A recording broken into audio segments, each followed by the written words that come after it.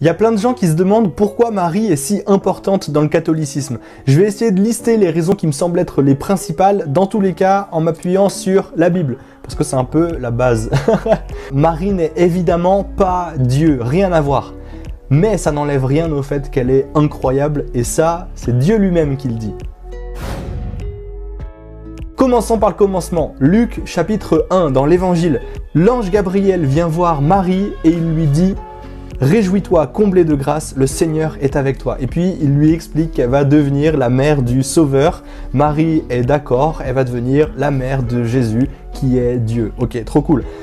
Prenons les choses dans l'ordre. L'ange Gabriel qui parle à Marie, il n'invente pas ce qu'il dit, il est chargé de dire quelque chose de précis, il est chargé par Dieu. Autrement dit, si l'ange Gabriel dit un truc à Marie, c'est Dieu lui-même qui a choisi ces mots-là à adresser à Marie. Donc quand l'ange Gabriel dit « Réjouis-toi, comblée de grâce », c'est Dieu lui-même qui dit à Marie « Réjouis-toi, comblée de ma grâce ». Parce que la grâce de Dieu, c'est quoi? C'est tout simplement l'action, l'amour, la puissance, enfin c'est Dieu en fait. Marie est comblée de grâce. C'est la seule femme qui à ce moment-là a droit à ce titre. Et ça veut dire ce que ça veut dire. Elle est comblée de grâce. Pas de place pour autre chose. Elle est pleine de Dieu. Ça, c'est le premier point pour lequel Marie est incroyable. La deuxième chose, c'est que l'ange Gabriel lui dit qu'elle va tomber enceinte et qu'elle va être la mère du Sauveur, du Messie, Jésus en fait. Jésus qui est Dieu. Marie est mère de Dieu. Et il y a plein de gens qui disent « Non, non, mais Marie, elle n'est pas la mère de Dieu, Dieu n'a pas de mère. » Comprenons-nous bien, évidemment, Dieu est éternel, Marie, non. Dieu est infini, Marie, non. Dieu le Père, Dieu le Fils, le Saint-Esprit, la Trinité, tout ça, ok, c'est infini, il n'a pas de début. Marie a un début, mais Dieu qui s'incarne, ça, c'est bien un début. Il y a bien une date dans l'histoire à laquelle Dieu s'est fait être humain. Et Jésus qui est être humain, c'est Dieu qui est être humain. Je me répète un peu, tout ça pour dire que Jésus est Dieu et homme.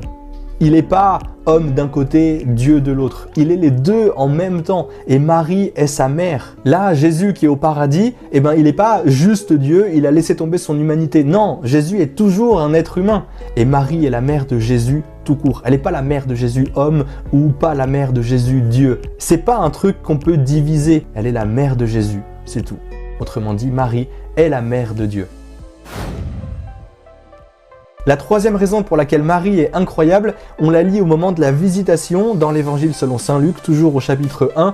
Marie va voir Élisabeth, sa cousine, qui est enceinte de Jean-Baptiste, le dernier prophète.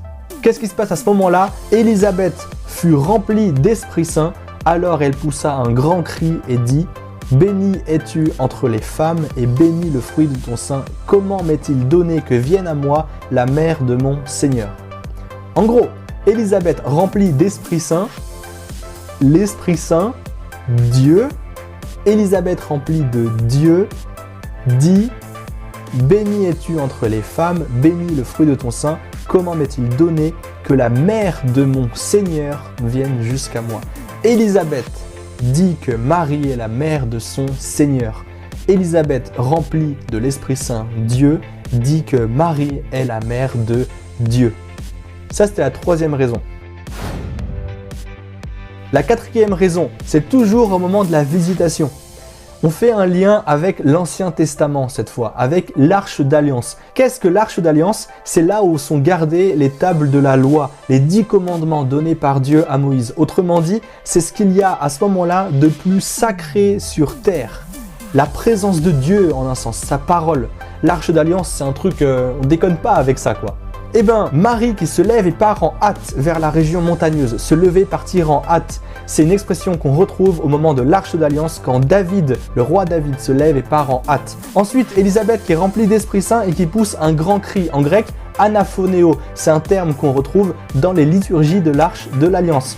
En plus de ça, Élisabeth dit « Dès l'instant où ta salutation a frappé mes oreilles, l'enfant a tressailli d'allégresse en mon sein. » L'enfant a tressailli d'allégresse. En grec, skirtao, les danses de joie de David devant l'Arche d'Alliance. Marie est comparée directement à l'arche d'alliance. L'arche de l'alliance qui contient en un sens la présence de Dieu sur terre, Marie enceinte qui contient Dieu lui-même sur terre.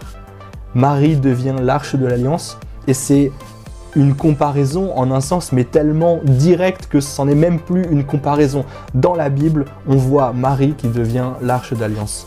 Ça, c'est la quatrième raison pour laquelle Marie est incroyable. La cinquième raison pour laquelle Marie est incroyable, ça se passe après le pèlerinage à Jérusalem, quand Jésus a 12 ans et qu'il est perdu en un sens. Il n'est pas perdu parce qu'il reste au temple durant ces 3 jours, mais ses parents le cherchent. Et quand ils le retrouvent, il nous est dit, il redescendit alors avec eux et revint à Nazareth, et il leur était soumis. Jésus, qui est Dieu, choisit d'être soumis à Marie et Joseph. Marie qui a l'autorité complète sur Jésus, qui est Dieu. Ça, c'est la cinquième raison pour laquelle Marie est incroyable, parce que Dieu choisit de se soumettre à elle. À Joseph aussi, évidemment, et Joseph a toute son importance. Mais là, on parle de Marie. Sixième raison pour laquelle Marie est incroyable, ça se passe dans l'évangile selon saint Jean, cette fois, chapitre 2, les noces à Cana. À ce moment-là, Jésus a à peu près 30 ans et c'est juste un charpentier qui parle bien. Il y a quelques personnes qui le suivent parce que quand même le gars est pas mal intéressant, mais il a fait aucun miracle, aucune guérison, rien du tout. Il est juste invité à un mariage dans la ville de Cana. Il n'a pas encore commencé sa mission publique. Et les gens n'ont plus de vin. En gros, ça veut dire que la famille qui accueille pourrait se taper une énorme honte parce qu'il n'y a plus de quoi faire la fête. À ce moment-là, Marie dit « ils n'ont plus de vin ». Pas de question, rien du tout. Jésus la regarde et lui dit « que me veux-tu, femme ?» Cette phrase est surprenante, mais en fait, c'est une traduction approximative parce que c'est tout simplement pas traduisible exactement en français. Ça veut tout simplement dire en quoi est-ce que ça nous concerne directement? Mais il dit « femme ». Femme, c'est pas un terme péjoratif qui rabaisse Marie, bien au contraire. Parce que c'est le même terme que le nom de Ève, de Adam et Ève, la première femme. Quand Jésus dit « que me veux-tu, femme », il l'appelle du nom de Ève. En gros, Jésus appelle Marie Ève, la mère des vivants. Ça, c'est la sixième raison pour laquelle Marie est incroyable. Ensuite, la septième raison, elle est toujours à ce moment-là. Marie dit tout simplement « ils n'ont plus de vin ». Pas de question, rien. Mais Jésus, il fait quoi? Ok, aller chercher de l'eau. Et le gars fait son premier miracle. Marie a dit une phrase. Et Jésus commence le salut du genre humain.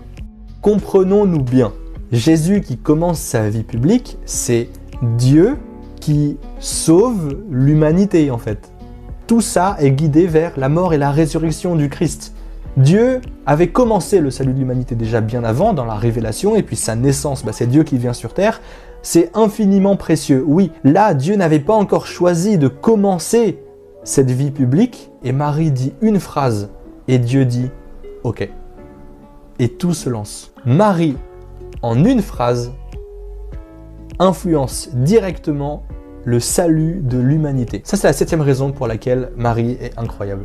Je rajoute une chose que j'ai oubliée pendant le tournage de la vidéo. Là, Marie, avec cette phrase, elle influence directement le salut de l'humanité, en accélérant les choses en quelque sorte, mais bien avant ça, avant même qu'elle soit enceinte de Jésus, quand l'ange Gabriel lui apparaît, Dieu laisse la possibilité à Marie d'accepter ou de refuser ce plan.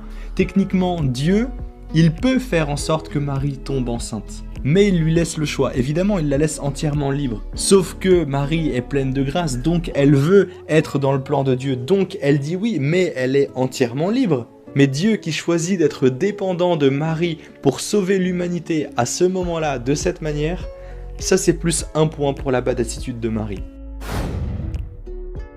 La huitième raison pour laquelle Marie est incroyable, on la lit dans l'évangile selon saint Marc chapitre 3 et les actes des apôtres chapitre 1.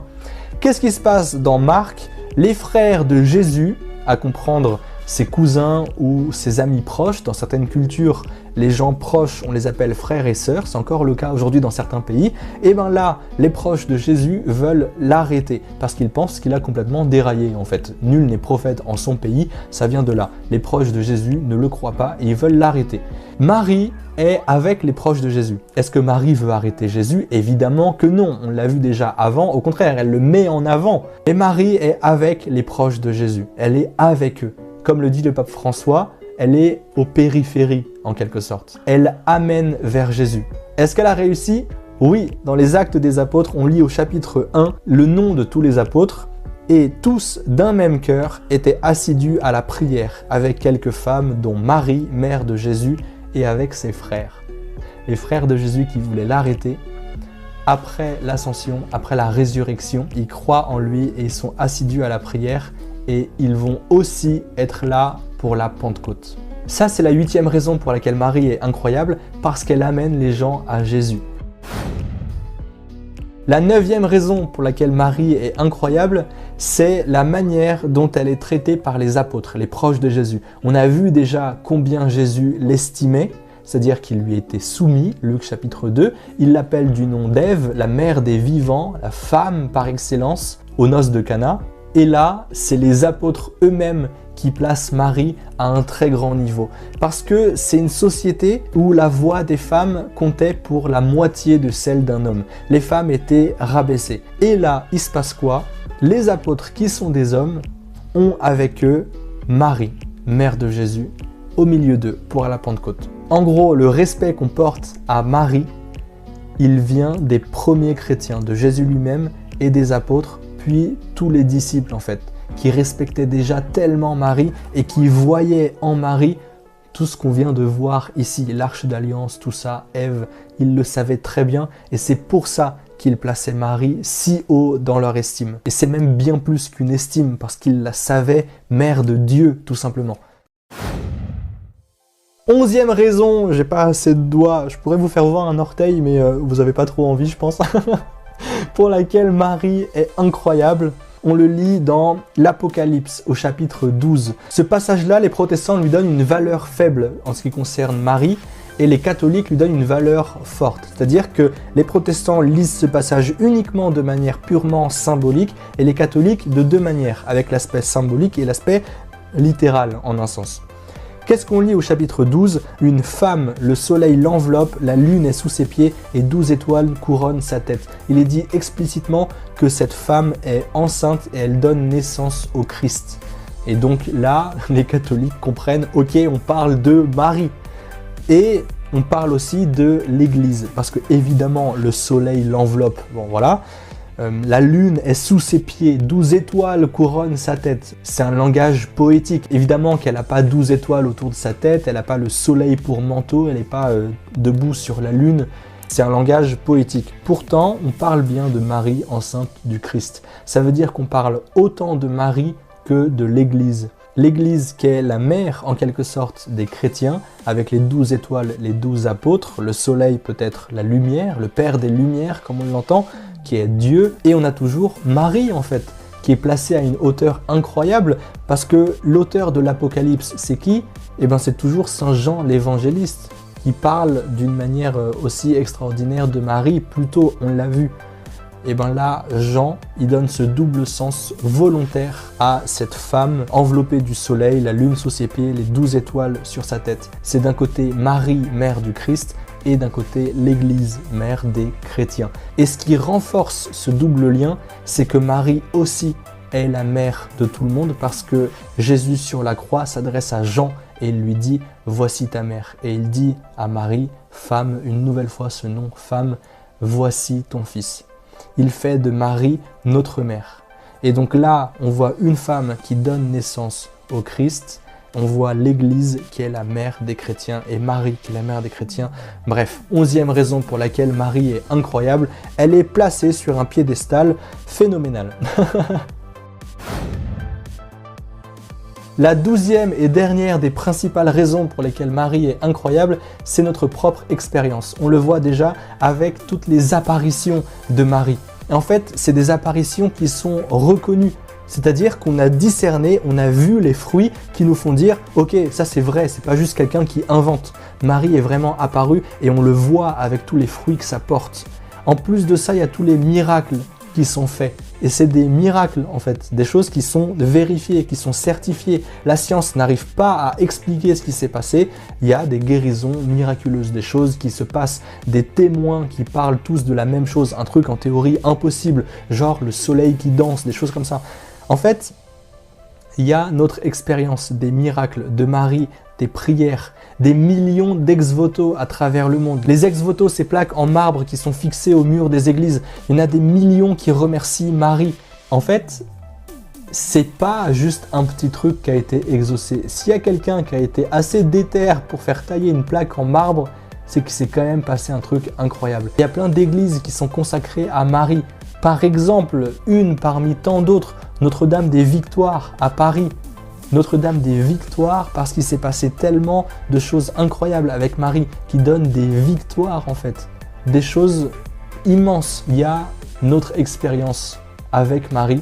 On voit qu'elle est là, qu'elle agit et qu'elle a vraiment une place incroyable auprès de Dieu. Et nous, on voit juste tout simplement à quel point Marie, effectivement, c'est notre mère, quoi. Elle prend soin de nous. Bref, Marie est incroyable. On l'a assez répété, mais voilà, dans tous les cas, c'est une dévotion particulière. On est encouragé à prier avec Marie, mais une nouvelle fois, on prie Dieu seul avec Marie. Mais voilà, chacun fait comme il peut. Dans tous les cas, soyons saints. À plus.